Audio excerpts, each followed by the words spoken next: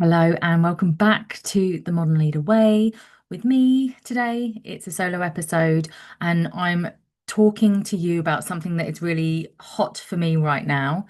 And it's arisen because I always find, I don't know about you, but I always find that August is a lot quieter in many instances. Now, I don't have kids, so I appreciate that your quieter on the work front may look like more hectic on the family front, which is, yeah, all gravy.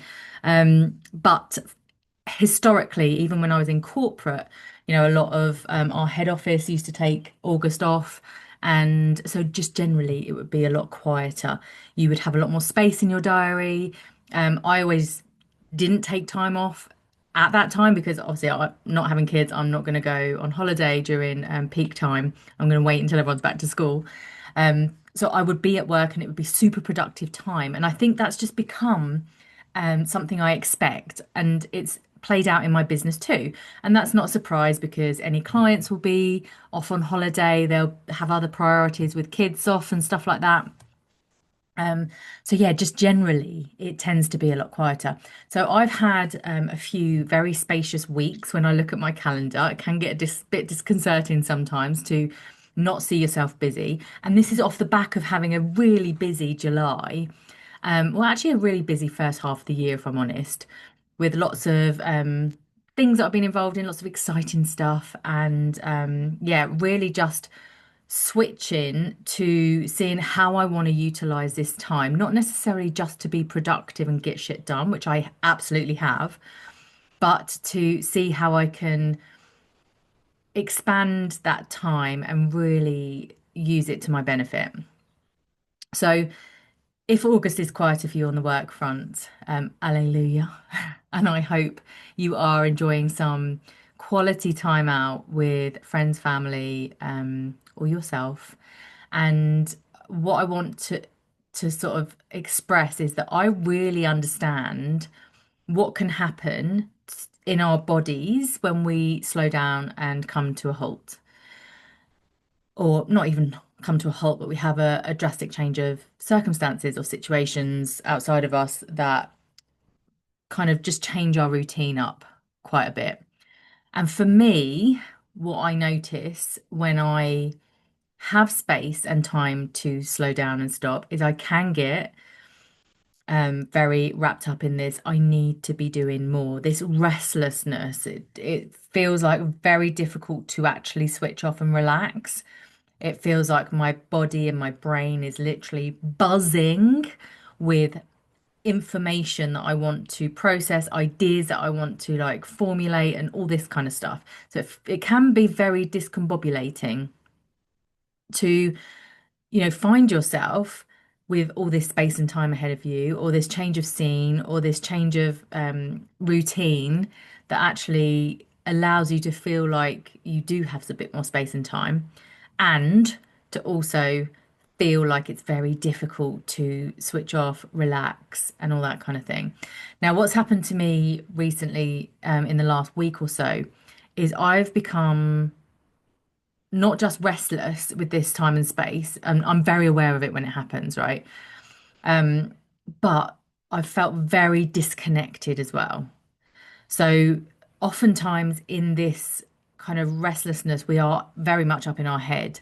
Our body is kind of like giving us these signals that we should be doing more. So we're like looking for things to do, or we're looking for things to listen to. And for me, it's like oftentimes I go to the programs that I bought that I want to learn, or the things that I want to throw myself into to like get through it so that I'm actually make feel like I'm making some progress. But actually, what's happening there is it's a big sign that I'm overwhelmed with all the noise that is outside of me. And I wonder if you resonate with this in your own way, whatever that looks like. But when it gets to that point and I feel disconnected from myself and I can't hear myself think for all the noise, then I know I need to take a breath, take a step back, and regroup, basically. So, um, a realization I've had in being able to have this realization, this awareness, and actually take a step back, And what I did yesterday actually was I took myself off to the beach. So I didn't have the dog. The dog went to the Adam for work for the day, so I didn't have to feel guilty about leaving him. I didn't have to do a walk. I took myself off to the gym and I planned to go to the beach afterwards and just with my journal, like leave my laptop at home. Sometimes I'd pack the laptop up in the van and go off, but I was determined that I was going to be, disconnect to really reconnect to what it is that I'm here to do. And I think I just had this realization that for me, I've had this really love-hate relationship with the whole ChatGPT AI thing. Like, if you've been following me for any length of time, you'll know that I'm all about keeping it real and being authentic and like bringing your whole self to the table. And so I really came up against some resistance when AI came in because it just didn't sit well with me. But the people I've kind of learned from about how to approach it and how to start to utilize it to help speed up some processes, right? Not necessarily to do things for you, but to help to like bounce off of and to consult with and to ideate with. I've actually found that I've really started to enjoy dipping in to ChatGPT, and what it's done for me is it's really helped speed up my process, or the time from an idea dropping in, which I get lots of ideas about what I could do in business and like offers and stuff like that. From that idea dropping in to actually me implementing it is shortened because I'm actually consulting with albeit a robot, but I'm consulting with this thing that's actually giving me feedback. It's helping me formulate it a bit more, and it's really helping me, which is what I love, go, it's not that. When it gives me some feedback and it says, what about this? I'm like, no, it's definitely not that. So I'm still like very reliant on my inner knowing, but it's absolutely helping speed up that process from start to finish. And as a result, I've got things out like I've revamped my entire website because I've been able to bounce off ChatGPT. I have got my success roadmap out, which now leads to the 7 stages of sweet success that you heard about last week. That's a low cost £27 offer that I've re engineered from when I first did it in 2021. It's absolute freaking gold. So if you've had your success roadmap, you will be getting a follow on email to point you to that. And if you haven't had your success roadmap, you'll find it in the link in the show notes, or just head to my website, emmaclaytonxo.com, and it's on the front homepage. You can get it from there, and then you can follow through this little journey that I'm taking you on.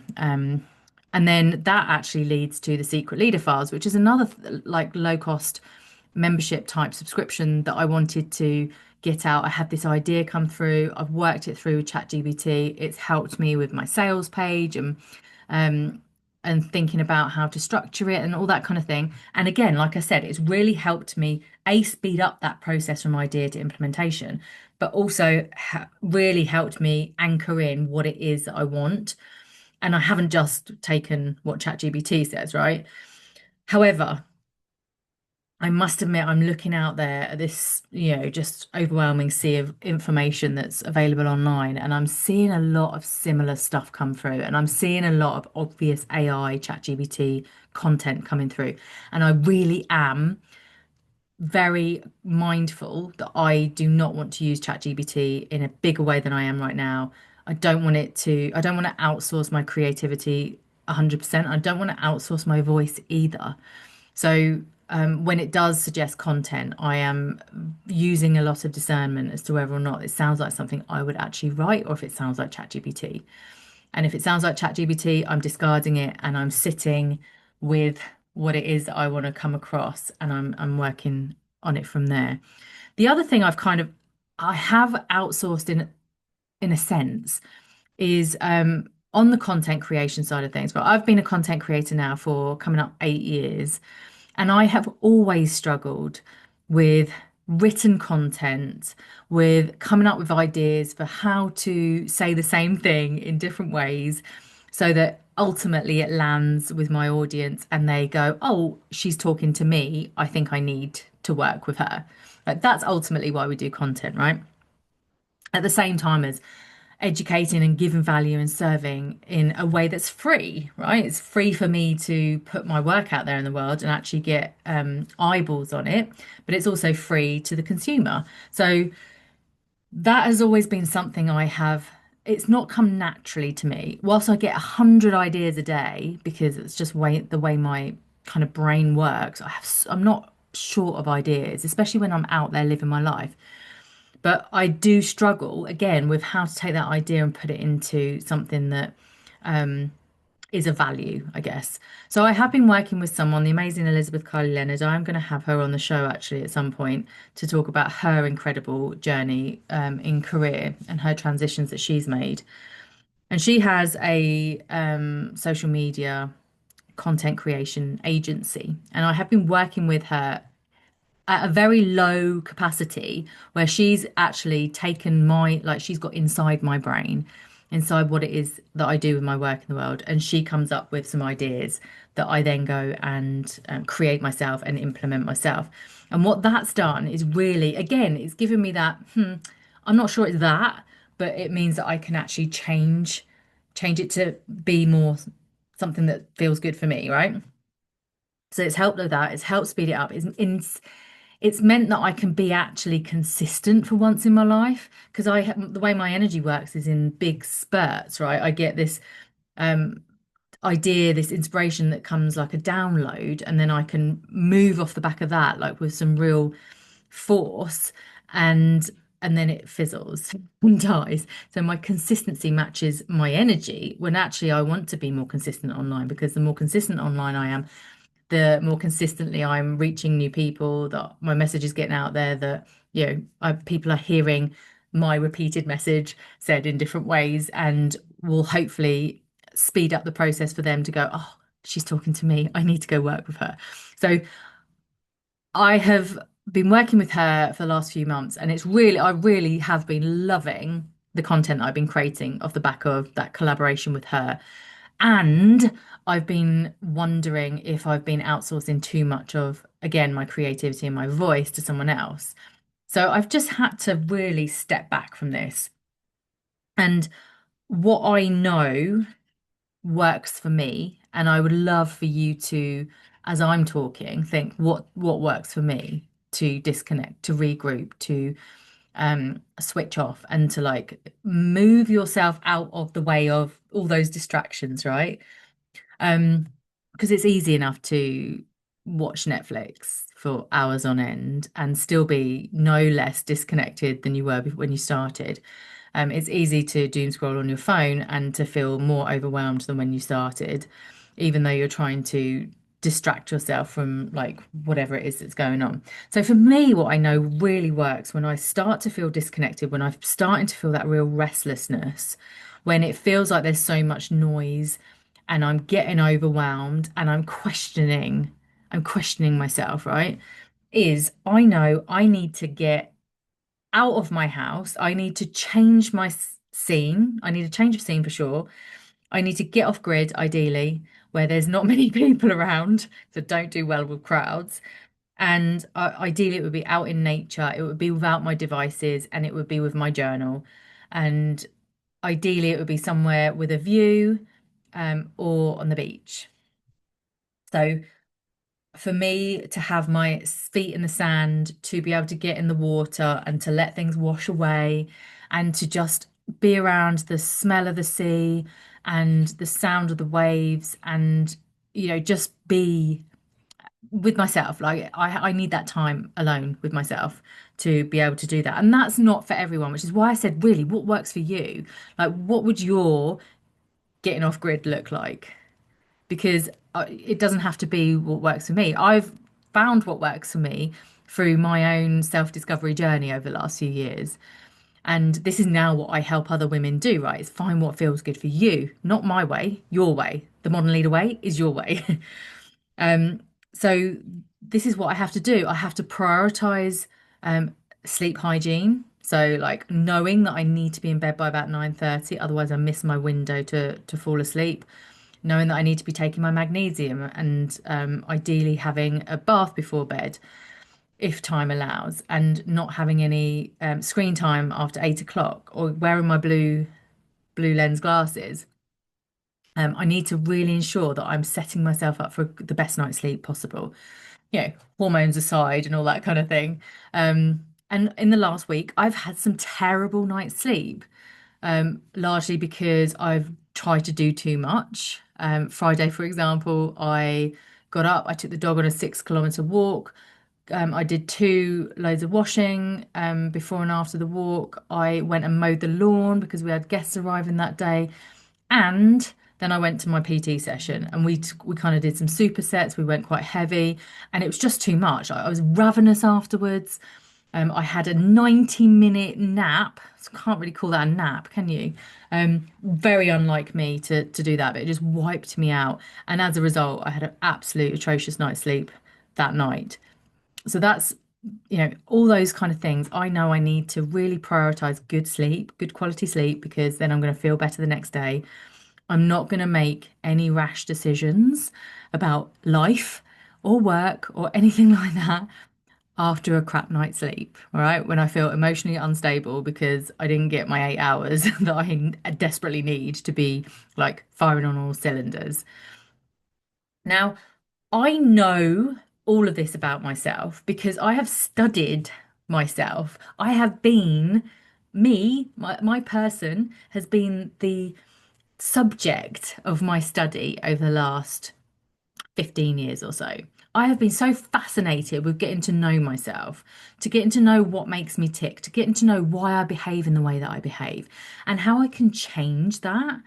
Because once upon a time, I thought I just was what I was, right? And there was no change in that. That was just it. It is what it is, and you've just got to suck it up and deal with it. You're going to experience the anxiety that you experience. You're going to experience all these unwanted behaviors around food, for example, and you just got to put up, and this is the way life is going to be. And I call bullshit to that now because I know different. And I guess I've always known deep inside different because I have made it my life's work to really understand myself. And one of the tools that's really helped me is human design. And again, I use a lot of discernment with any of these tools, right? Whether it's MBTI, any of these personality traits, teams, I can't even remember what they're called, teams profiling. There's others that use colors. You know them. If you've been in the corporate world or anything like that, you will have known these personality type profiling. And you would be probably bowled over by some of the information that you get. Some of it you might be like rejecting because you don't want to be in that camp. You want to be in that camp over there with all the cool kids, right? But ultimately, you might be like, actually, yeah, can't deny a lot of that. Human design is kind of like the next best thing since MBTI is what I call it. It's this is like who you're designed to come here in this lifetime and be, and how you're designed to operate best. And its sister system, if you like, is called Gene Keys. And this is like who you came here to be. So it is a system. I've spoken about it on the podcast before. If you go back to last summer, I actually had my teacher and good friend Sue Jones Miranda on the show where we spoke about what human design was and how it helped us and changed our lives. And then we did some human design readings for some famous people.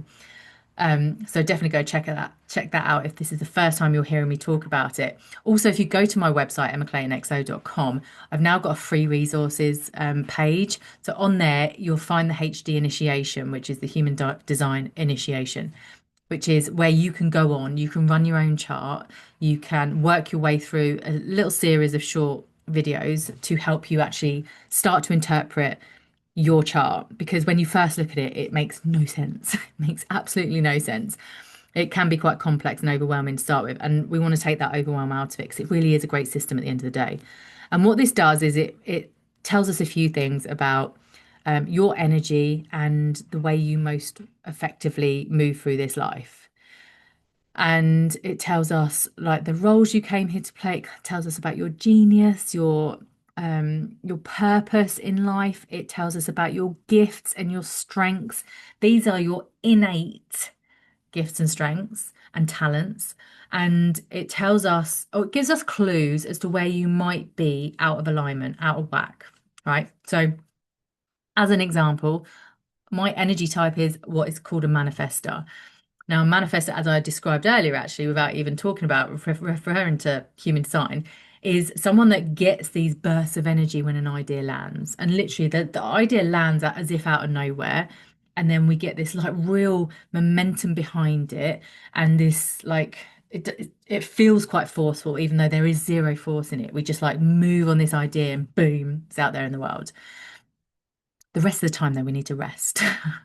So, actually, if you think about putting a manifester in a corporate environment, for example, where you've got to be switched on 9 to 5 or 8 till late every single day in the week, and repeat it every single Monday, it so doesn't work for a manifester. And now I realize that I know that I need to design my life very differently. Now I'm my own boss and I have my own business and I can do that, right? That's one thing. Another thing I know about myself from my human design chart is I have a two line in my profile, and the two line is the hermit, right?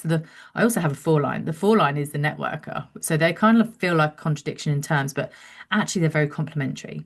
So when I'm feeling in my four line, I am at workshops. Oh, I'm delivering workshops at festivals and I'm going to retreats with, 15 other people and I'm having a whale of a time. Then my two line kicks in. It's like, now we need to retreat. Now we need to be alone. Now we need to be in our own energy.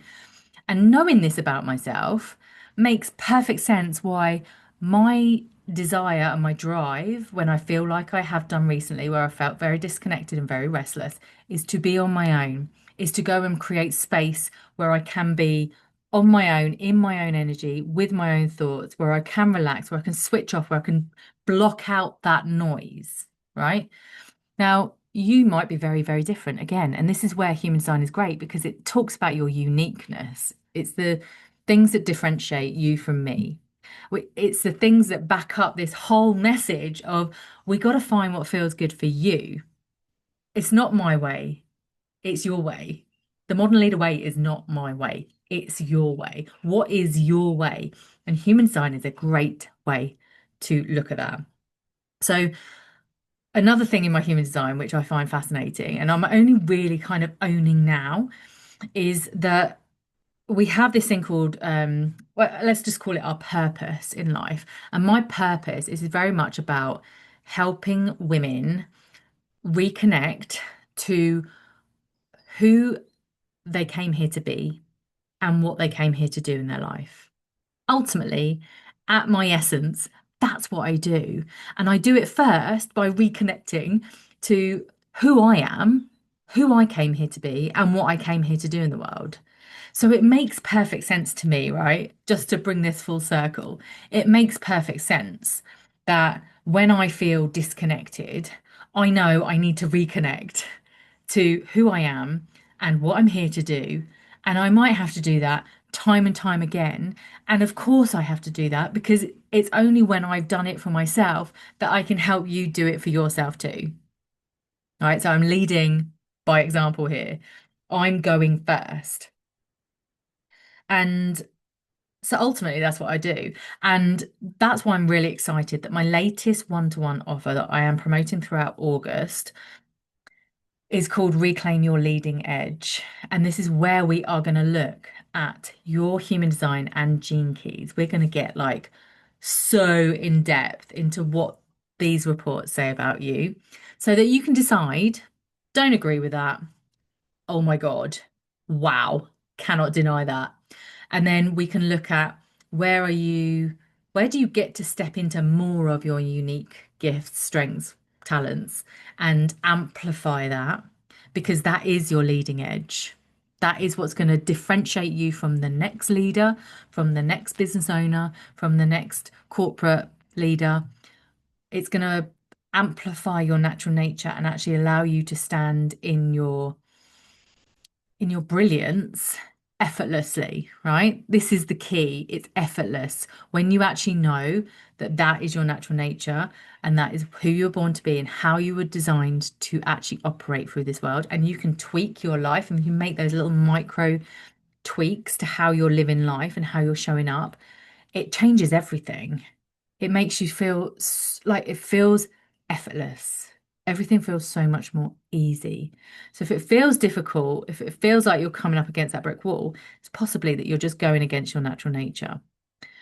So if this has piqued your interest at all, I would love for you to reach out. Drop me a DM on Instagram or LinkedIn. Email me. You'll find the link again on my website. Let me know that you'd love to hear about more about Reclaim Your Leading Edge. And yeah, let's have a chat about that. I would love, love, love, love to deep dive into the truth of who you be so that you can, yeah, own it and feel the ease that comes from it.